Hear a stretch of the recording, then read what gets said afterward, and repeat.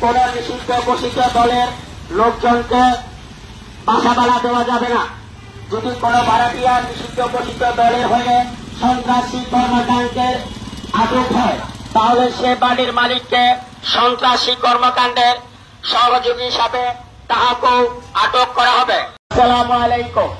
এত দ্বারা সকল বাড়ির মালিকদের জানানো যাচ্ছে যে কর্ণফুলী থানা এলাকায় নতুন কেউ ভোটার, নতুন কেউ ভাড়াটিয়া ভাড়া নিতে আসলে সে ভাড়াটিয়া ভোটার আইডি কার্ড সহ অন্যান্য ডকুমেন্ট আগে থানায় জমা দিতে হবে।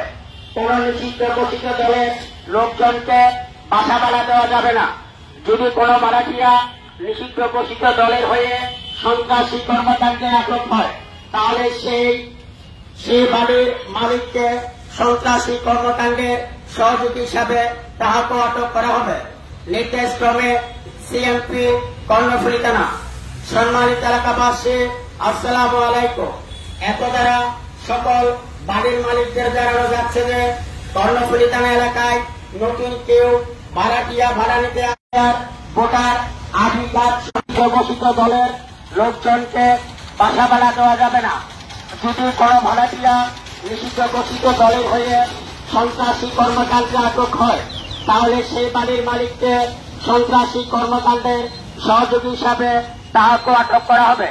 নির্দেশক্রমে সিএমপি কর্ণফুলী থানা। সম্মানিত এলাকাবাসী, আসসালামু আলাইকুম।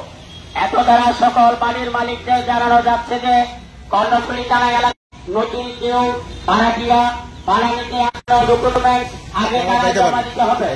কোন নিষিদ্ধ ঘোষিত দলের লোকজনকে বাসা ভাড়া দেওয়া যাবে না।